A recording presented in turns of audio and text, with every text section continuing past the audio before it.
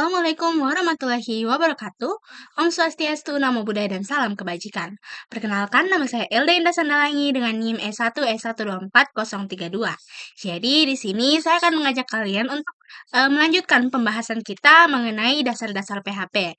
Jadi, PHP yang kita akan, bagian dari PHP yang akan kita masuk ialah PHP super global, yang dimana super global ini sendiri itu memiliki banyak variabel. Yang pertama ialah variabel global, kemudian ada variabel underscore server, kemudian ada variabel underscore request, variabel underscore post, variabel underscore get, variabel underscore file, dan masih banyak lagi. Nah, variabel-variabel ini memiliki fungsinya masing-masing, yang dimana kalau kita terjemahkan di sini. Nah, di sini kita bisa melihat bahwa fungsi dari masing-masing variabel ini, yang dimana pertama ialah variabel global, yang dimana variabel global ini adalah sebuah array yang berisi referensi ke semua variabel global script. Kemudian yang kedua ialah variabel underscore server, yang dimana variabel ini berisi informasi tentang server web, termasuk header, jalur, dan lokasi script. Kemudian variabel request, yang dimana sebuah array yang berisi data dari super global, yang dimana super global yang dimaksud sini ialah variabel variabel underscore get, variabel underscore post, dan variabel cookie. Nah, kemudian selanjutnya ialah variabel post, yang dimana variabel ini merupakan sebuah array variabel yang diterima melalui metode HTTP post. Kemudian ada variabel sget, yang dimana sebuah array variabel yang diterima melalui metode HTTP get. Kemudian ada namanya variabel underscore file, yang dimana merupakan sebuah array item yang diunggah ke script saat ini melalui metode HTTP post, yang dimana ini dia berisi nama file, tipe, dan ukuran. Kemudian ada namanya variabel env, yang dimana menyimpan variabel lingkungan yang diteruskan ke script saat ini. Kemudian ada namanya variabel cookie, yang dimana merupakan serangkaian variabel yang diteruskan ke script saat ini melalui cookie HTTP. Kemudian ada variabel session, yang dimana variabel ini merupakan serangkaian variabel sesi. Kita masuk ke variabel global.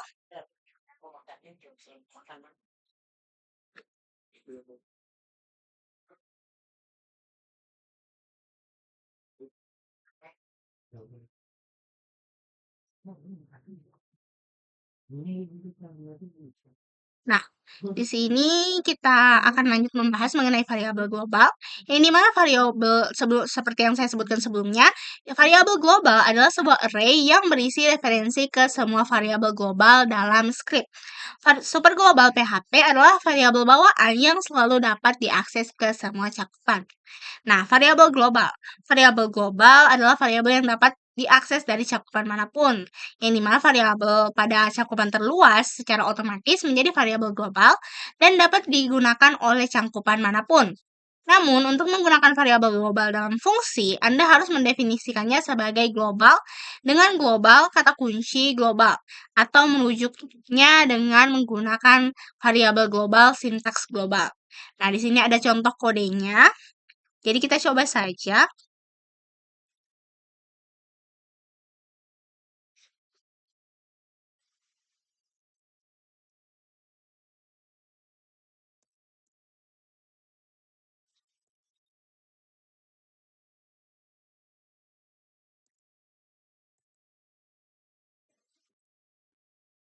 Nah, kalau misalnya kita sudah memasukkan seperti ini, kita itu bisa melihat bahwa di sini itu akan langsung muncul.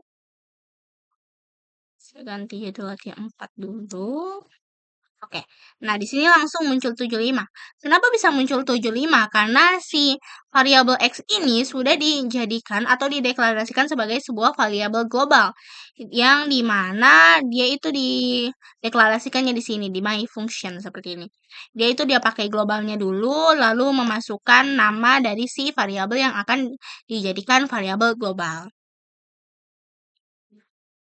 Nah, di PHP Anda tidak dapat mendapatkan apapun kalau terjadi kesalahan saat merujuk ke variabel global tanpa sintaks variabel global ini. Jadi kalau misalnya kita coba seperti ini.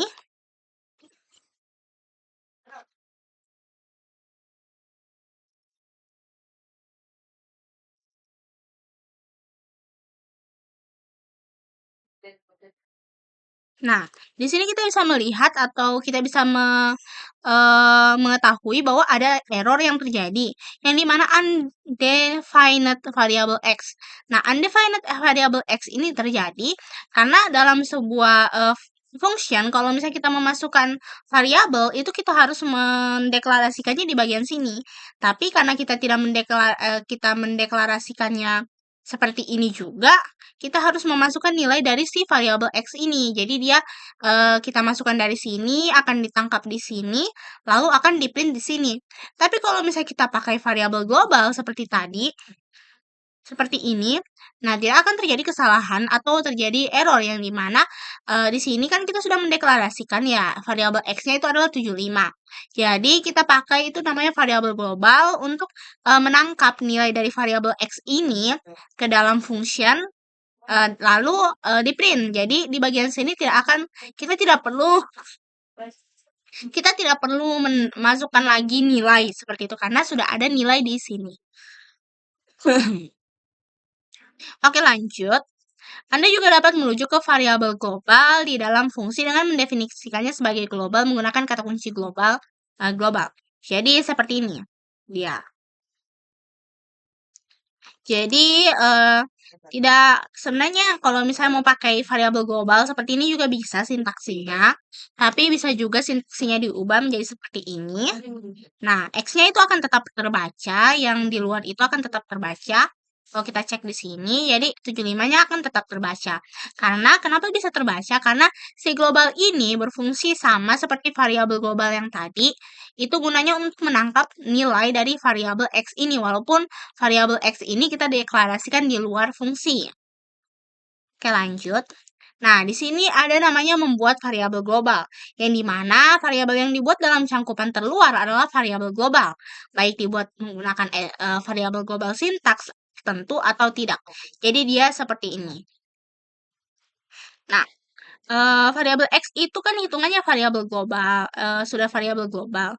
Ini contohnya seperti ini. Kalau misalnya kita masukkan saya seperti ini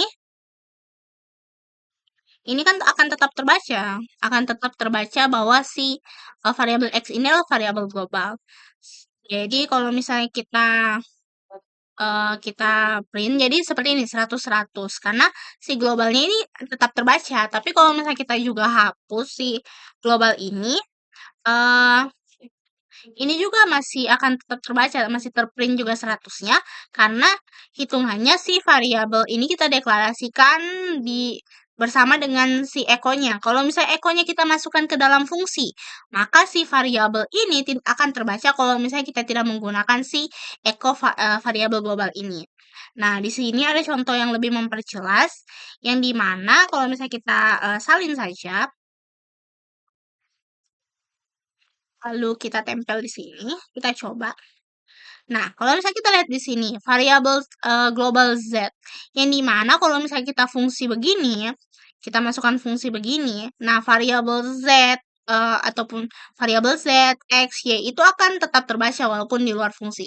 Jadi ini variabel X, Y itu akan tetap terbaca di result karena ini dia adalah variabel global. Kemudian si variabel Z, walaupun nilainya itu sudah tetap dalam fungsi, walaupun nilainya itu dicari di dalam fungsi, kalau misalnya kita masukkan si variabel X seperti ini, nanti ekonya kita bisa pakai ekonya, jadi nilai dari sini itu bisa ditangkap keluar, jadi bisa dikasih keluar. Jadi nilai dari sini itu akan masuk ke sini, masuk ke fungsi, kemudian nilai yang dihasilkan di fungsi ini akan dapat keluar digunakan kembali seperti itu. Jadi mirip dengan return, tapi ini variabel global itu lebih fleksibel dibandingkan return. Kita bisa lihat hasilnya, jadi hasilnya itu adalah 30. Yang dimana kalau misalnya 10 tambah 20 itu memang 30. Oke, kita lanjut ke variabel yang kedua, yaitu variabel underscore server. Ya, dimana kalau misalnya dibaca ini bisa langsung dibaca saja variabel server. Nah, variabel server ini sendiri ya, kita bisa lihat.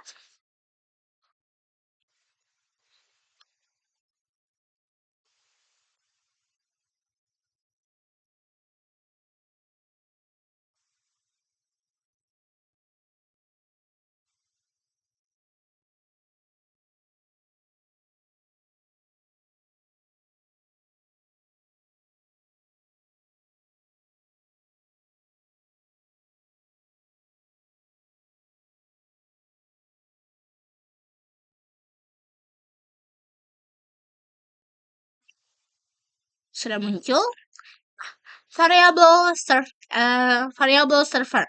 Nah, variabel server adalah variabel atau super global yang memegang informasi tentang sebuah server web termasuk header, path, dan lokasi script. Nah, super global PHP adalah variabel bawaan yang selalu dapat diakses ke semua cangkupan. Kemudian catatan, ada catatan di variabel server ini yang dimana entry-entry dalam tabel variabel server dibuat dari server web sehingga tidak ada jaminan bahwa setiap entry tersedia di berbagai server atau lingkungan yang berbeda. Contoh di bawah ini menunjukkan cara menggunakan beberapa elemen dalam variabel server. Nah, di sini kita diberikan elemen-elemen. Kita langsung salin saja.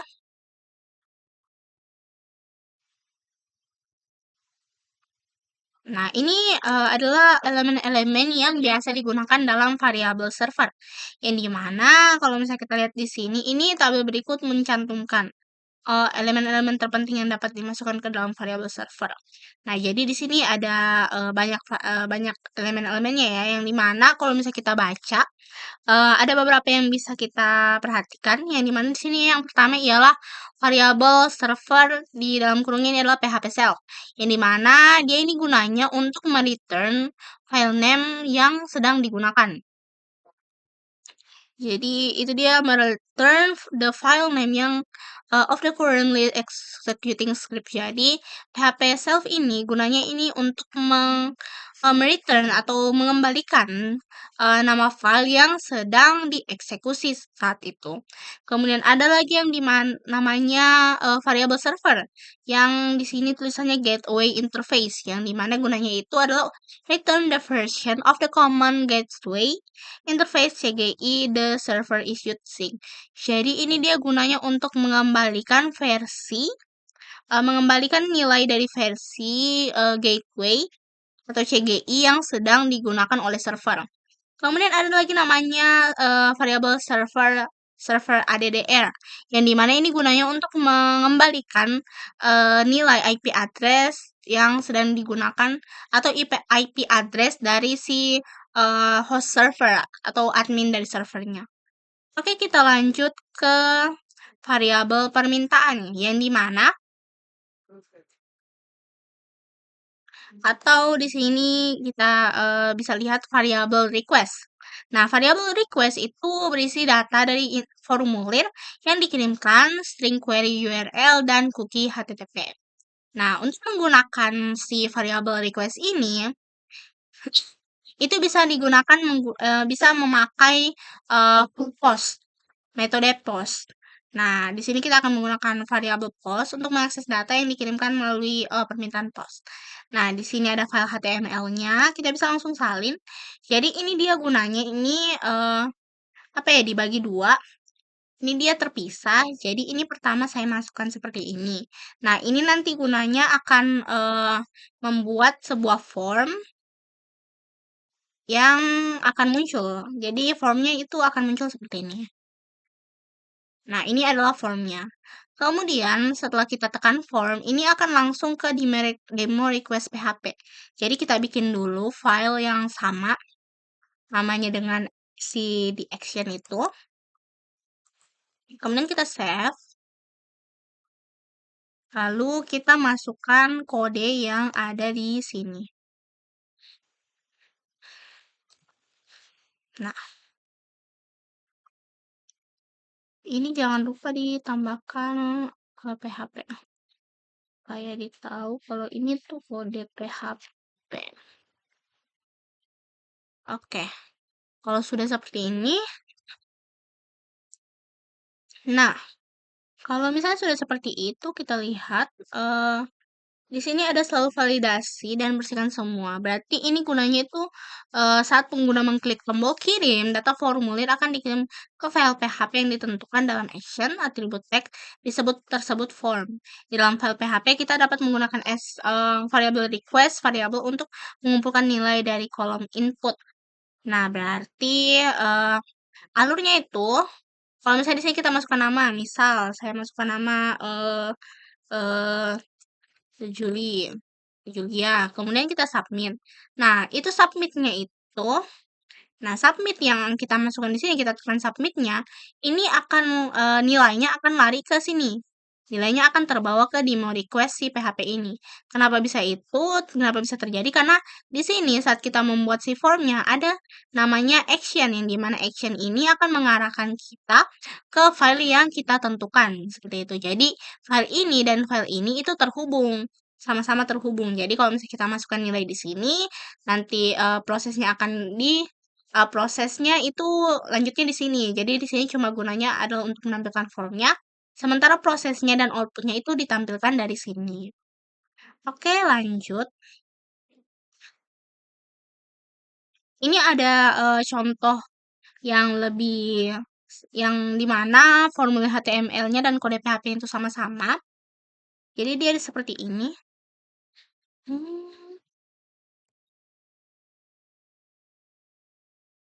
Jadi kalau misalnya kalian tidak mau memisah menjadi dua seperti ini, ada cara lain yang dimana caranya itu atau sintaksinya itu tulisannya seperti ini.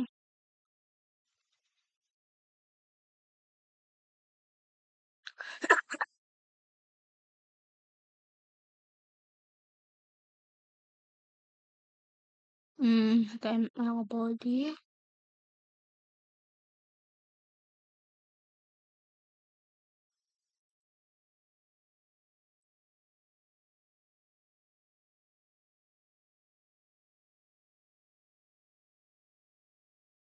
Ini dirapikan sedikit ya.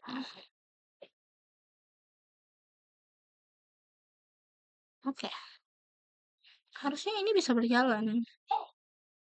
PHP.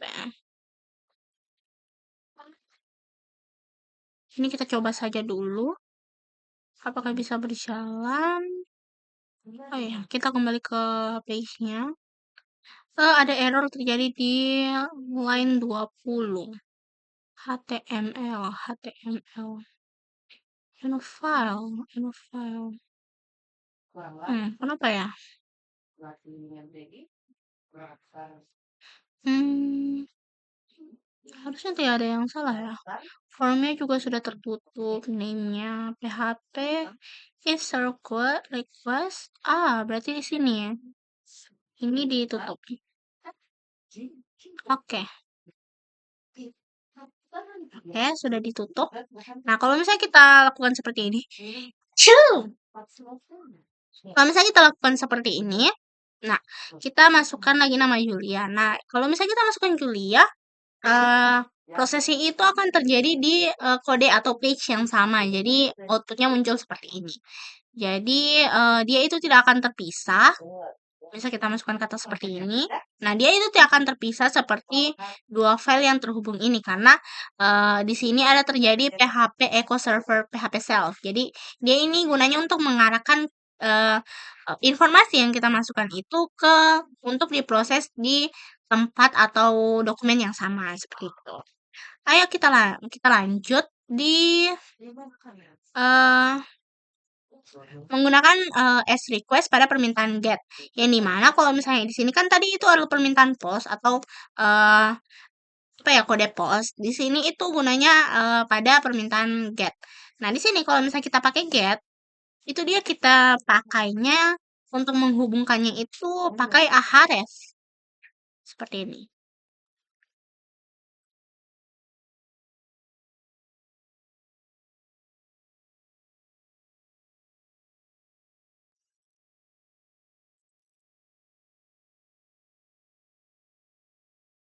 Oke. Dia nanti munculnya seperti ini. Lalu kalau misalnya kita mau menghubungkan, ini kita menghubungkan, kita harus buat file dengan nama yang sama. Ini saya ganti saja. Oke, seperti ini. Oke. Nah, setelah diganti, ini dimasukkan ke file kedua. Kodenya,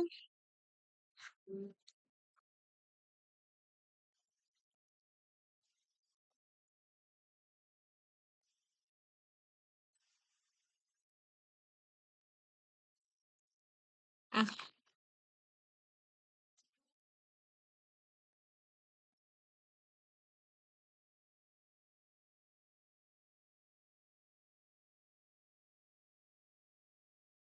ya. Jadi setelah seperti ini, itu kalau misalnya kita loading lagi,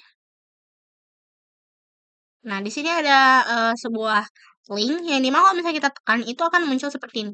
Tadi PHP at W3 School.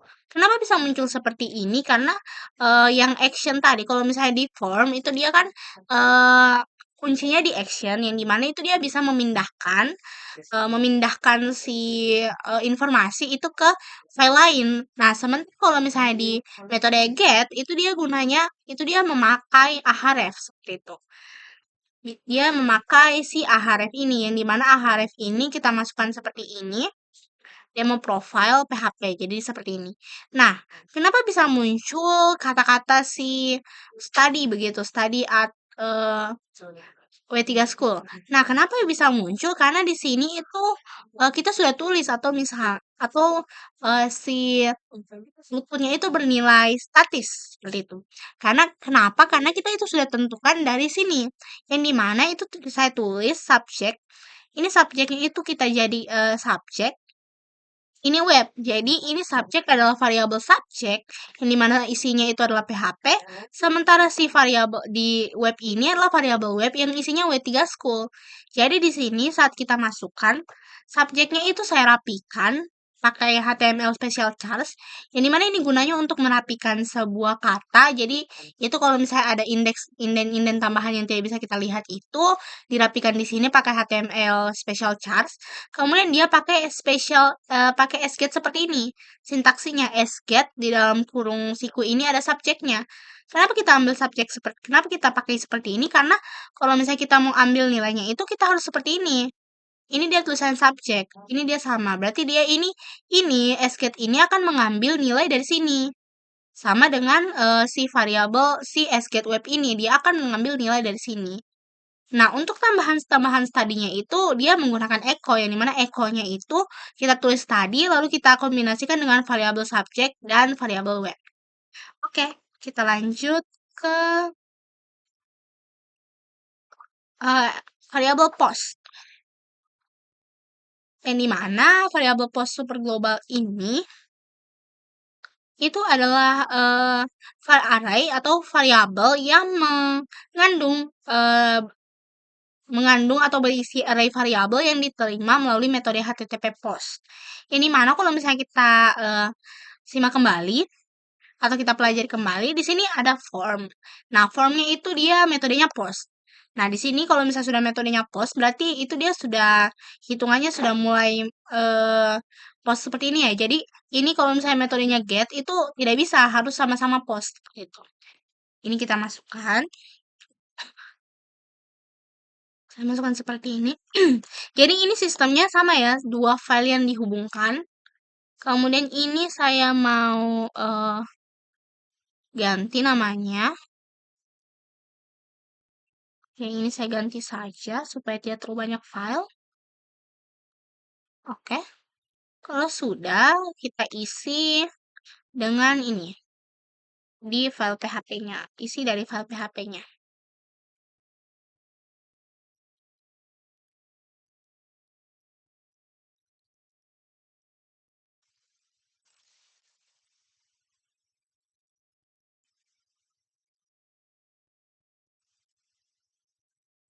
Kalau sudah seperti ini, kita bisa langsung lihat di output-nya di sini. URL. Oh, oke. Kita kembali dulu. Jadi, latihan 4 kita continue, kita ulang. Di sini saya mau masukkan lagi nama Julia. Lalu kita submit. Yang di mana nanti itu akan jalan atau nilainya itu akan berpindah seperti ini. Jadi pindah tempat ya. Filenya tuh dia terhubung antara dua file. Itu dia gunanya metode POST. Nah, kenapa pakai POST? Kalau menurut dari dosen saya, POST ini lebih bersih dibandingkan GET. Jadi ini dia lebih outputnya akan lebih bersih kalau menggunakan POST. Sementara kalau GET itu mungkin ada sedikit tambahan-tambahan seperti itu.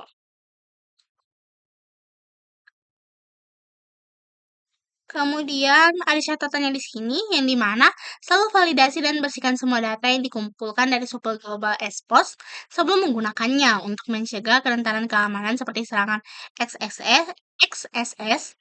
Kemudian fungsi yang digunakan di atas adalah salah satu cara untuk melakukannya, yang dimana pemfilteran yang lebih kuat dapat dilakukan menggunakan fungsi filter PHP atau HTML Special Charge. Jadi penting menggunakan HTML Special Charge untuk metode expose ini ya. Kemudian lanjut ke ini ada lagi menempatkan formulir HTML dan kode PHP. Jadi ini dia kalau misalnya kalian tidak mau banyak-banyak file, jadi bisa satu file saja.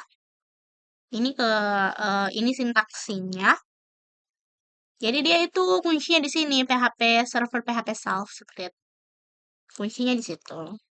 Kemudian di sini request method post. Jadi ada if-nya ya, ada beberapa eh syarat yang harus dipenuhi kalau misalnya kita pakai if else. Jadi di sini kita kembali, saya continue dulu. Nah, jadi kalau misalnya kita masukkan si capek, nah Julia masuk Julia. Saya masukkan Iin, masuk Iin yang muncul seperti itu. Oke, lanjut. Kita lanjut ke variabel sget. Yang dimana variabel sget ini dia mirip dengan variabel expose. Yang mana dia itu berisi array variabel yang diterima melalui HTTP GET. Jadi kalau misalnya variabel post itu dia diterima dari HTTP post, sementara ini dia diterima dari HTTP GET. Jadi dia beda beda metode aja. Nah, ada dua cara utama untuk mengirim variabel melalui metode HTTP GET, yang dimana itu menggunakan string query di URL dan menggunakan formulir HTML dengan metode GET. Nah, ini itu melalui string query di URL. Jadi ini dia kayak string query seperti itu. Kemudian kalau misalnya ini, mana ya ini? Kalau misalnya ini, itu dia menggunakan metode get. Kalau yang tadi itu dia pakai metode post, sementara ini dia metode get. Jadi kalau misalnya metode get ini, saya coba tampilkan, saya coba kerja. Oke. Kemudian ini saya mau ganti namanya jadi seperti ini, supaya kalau misalnya tidak ada itu nanti URL-nya tidak ditemukan seperti itu. Jadi filenya akan tidak ditemukan, jadi tidak valid seperti itu, tidak bernilai true.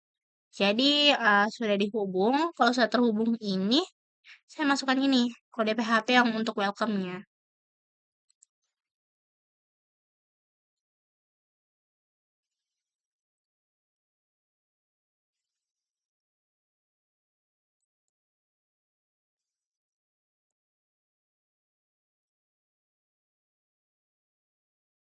Jadi nanti dia itu akan mengambil nama sget name-nya. Kalau misalnya sget name-nya ini dia di sini, dia dari ambil begini, bukan lagi di ahref. Kalau ahref kan kita bisa isi sepanjang apapun itu dia bisa diisi. Sementara kalau welcome get ini formnya, kalau pakai form action itu dia seperti ini saja, langsung tuliskan. Jadi lebih rapi dilihat dan lebih mudah dibaca seperti itu. Ini kalau kita tampilkan. Ini kalau misalnya saya ada submit, nanti muncul seperti ini. Saya masukkan tes, ini juga saya mau pakai HH saja. Lalu kita submit. Nah, nanti dia muncul seperti ini. Welcome test, your email address is hhmail.com. Seperti ini. Jadi dia SGET seperti itu. SGET sama expose sebenarnya tergantung situasi saja mau pakai expose kah atau mau pakai SGET. Kemudian kita lanjut ke formulir atau PHP form, yang dimana PHP form ini terdiri dari PHP form handling, kemudian ada eh, PHP form validation, ada PHP form required, PHP form URL email, dan PHP form complete. Pertama, kita bahas adalah PHP form handling, yang dimana PHP a simple HTML form. Jadi isi ini kalau misalnya kita mau buat satu HTML atau form simple, itu dia kita bisa pakai ini, kita bisa pakai data formulir, SGET atau SPOS. Jadi sesuai kebutuhan kita, kita mau pakai SGET kah atau SPOS kah. Nah, ini dia ada contohnya, yang dimana ini dia menggunakan metode post seperti yang tadi. Kemudian ini untuk welcome PHP-nya seperti ini, nanti munculnya itu seperti ini. Outputnya akan muncul seperti ini. Welcome John, your email address is John Doe example.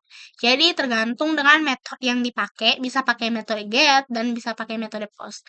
Suka-suka saja. Kemudian lanjut ada ini contoh yang sama tapi diatur ke get bukan post. Nah, kalau misalnya get kita pakai sintaksinya lebih berbeda lagi. Kalau misalnya kita pakai sebenarnya sintaksinya tidak jauh-jauh amat karena dia perbedaannya di sini as post email. Kalau di sini dia itu as get. Jadi tergantung kebutuhan saja seperti itu. Nah, utamakan keamanan saat memproses formulir PHP. Jadi ada catatannya yang dimana halaman ini tidak berisi validasi formulir apapun, hanya menunjukkan cara Anda dapat mengirim dan mengambil data formulir. Namun halaman-halaman selanjutnya akan menunjukkan cara memproses formulir PHP dengan tetap memperhatikan keamanan validasi data formulir yang tepat sangat penting untuk melindungi formulir Anda dari peretas dan spammer. Jadi, kalau misalnya kalian mau membuat form yang digunakan untuk penelitian kah atau semacamnya, ada baiknya itu kita menggunakan validation. Yang dimana validation ini akan berfungsi sebagai eh, apa ya, yang mengutamakan keamanan atau yang mengamankan form kalian, formulir PHP kalian. Nah, di sini kita akan bahas yang dimana di sini adalah PHP form validation. Yang dimana PHP form validation ini dia bisa dilihat dari sini. Name required must contain letter and white space. Jadi kalau misalnya kita isi di sini nama seperti ini, nah di sini dia akan terjadi apa ya? Must only contain letters and white space. Jadi kalau misalnya kita isi di sini anu no, angka, nanti dia muncul seperti ini.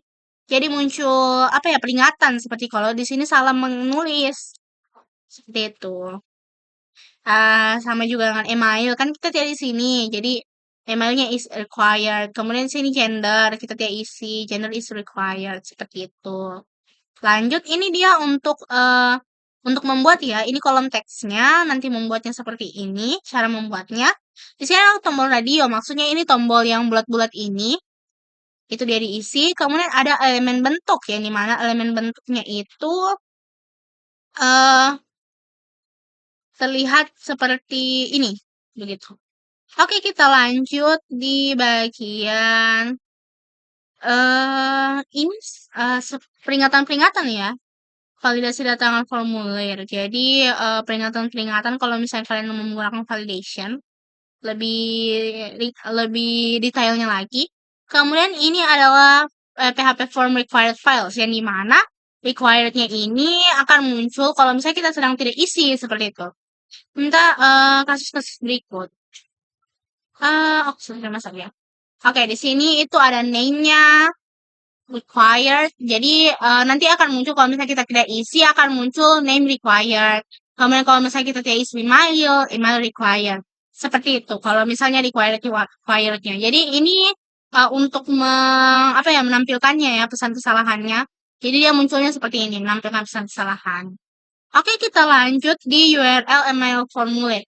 Yang dimana ini dia itu kayak Ahref, mirip-mirip Ahref seperti itu. Validate name. Jadi ini dia akan mengecek nama kita itu kita masukkan tidak ada angkanya ataupun huruf-huruf yang kita masukkan itu huruf-huruf yang benar seperti itu. Jadi dia akan memastikan bahwa nama yang dimasukkan itu benar-benar nama, bukan apa ya, bukan seperti spam atau asal-asalan dimasukkan.